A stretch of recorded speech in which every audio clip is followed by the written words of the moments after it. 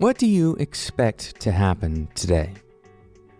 Maybe in your career, your job today, or if you're looking for a job, perhaps you're expecting a particular email to hit your inbox. But what are you expecting yourself to do? All of us are trying to establish good habits. I don't know many people who have established every habit that they want to establish, and now they're just continuing forward. We all have room to grow. We all have room to improve. And so I'm asking you, what do you expect to happen on that course of improvement today for you? As it turns out, the answer to this question may be very important. My name is Jonathan Cottrell, and you're listening to Developer Tea. My goal in this show is to help driven developers like you do better work and connect to their career purpose so they can have a positive influence on the people around them. One of the things that you need to understand about your actions is that they're very difficult to predict. It's difficult to know what even you will do, even as you. It's difficult for you to know what you are going to do. Of course, we can have a pretty good idea. We can schedule our days out. We know our routines, but if this wasn't the case, then we wouldn't have such a hard time establishing habits. Our will and our actions don't always align. And perhaps what's even more interesting is that our expectations about the world around us, they often lean towards a negative bias. We've talked about negativity bias on the show before, but even when it comes to very simple things, like, for example, let's say that you, like many other people around you, most likely, you face some kind of depression or anxiety, and you visit the doctor and you make the choice to start taking an SSRI, an antidepressant. Well, as it turns out, your expectations of whether or not that antidepressant is going to work actually affect whether or not it will work. Specifically, the study that showed that this was the case showed two different groups who both received the same SSRI.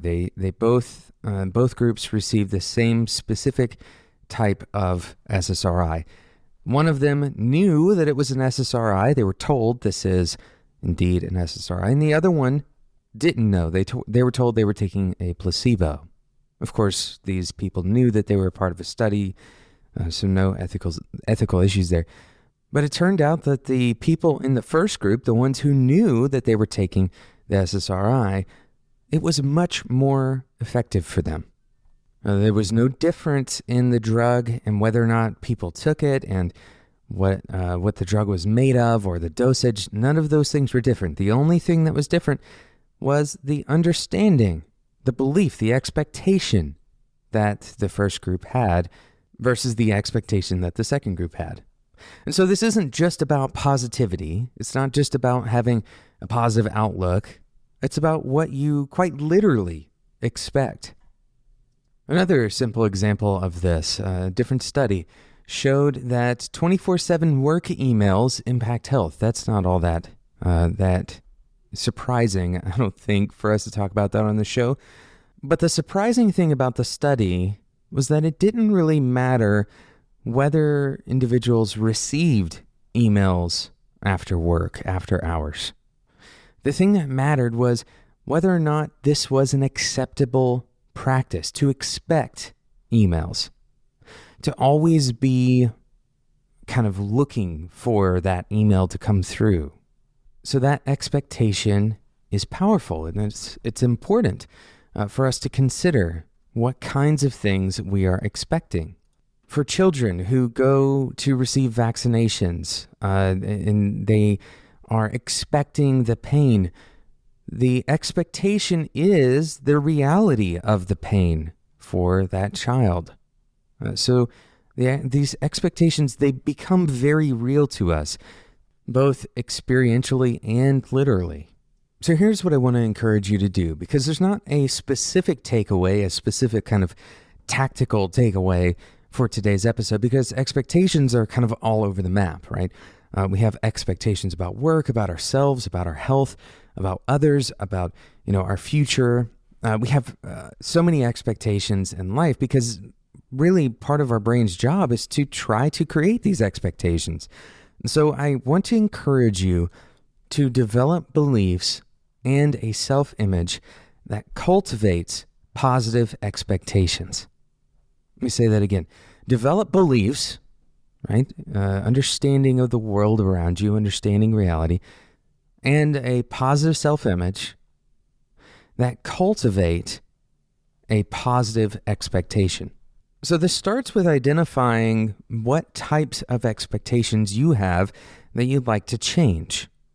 For example, having no expectation at all for improvement in your career, then it's very unlikely that you will accidentally improve.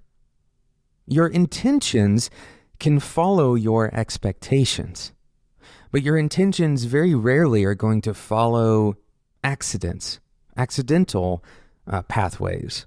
Instead, the accidental pathway will become kind of prone to devolving, right? This is the concept of entropy. Everything kind of is naturally going to be chaotic unless you add order to it.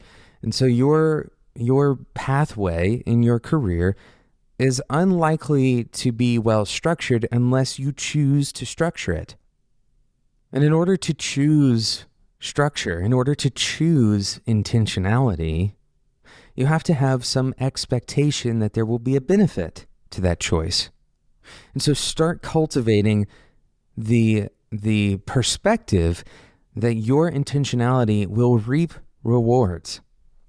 And the same practice can be applied to almost any kind of behavior that you want to cultivate in yourself, any kind of habits, any kind of outlook on life that you want to have. You need to understand that your intentionality is against the chaos. It is fighting entropy. And in order to fight that entropy, you need to cultivate the expectation of yourself to do so. As you begin to set different expectations of yourself, your habits will now have more information, right? You'll create a sense of consistency in your actions, where previously you didn't necessarily have any expectations. Now that you have set up expectations, you can either choose to meet your own expectations, or you can choose to break your own expectations. But I encourage you to cultivate beliefs and cultivate an outlook that will ultimately lead to better expectations for yourself. Thank you so much for listening to today's episode of Developer Tea. Before we go, I want to mention one quick thing. We've talked about it a few times on the show before, but if you have enjoyed this episode we didn't really have a sponsor, right? Our sponsors are incredible. We love having sponsors on this show. But of course, Developer Tea is intended to be a short show. So if you enjoyed today's episode not having a sponsor, then you will certainly enjoy the ad-free version of Developer Tea. Now, we've launched this ad-free version with Breaker. They have a new product called Breaker Upstream, and all you have to do is download the Breaker app.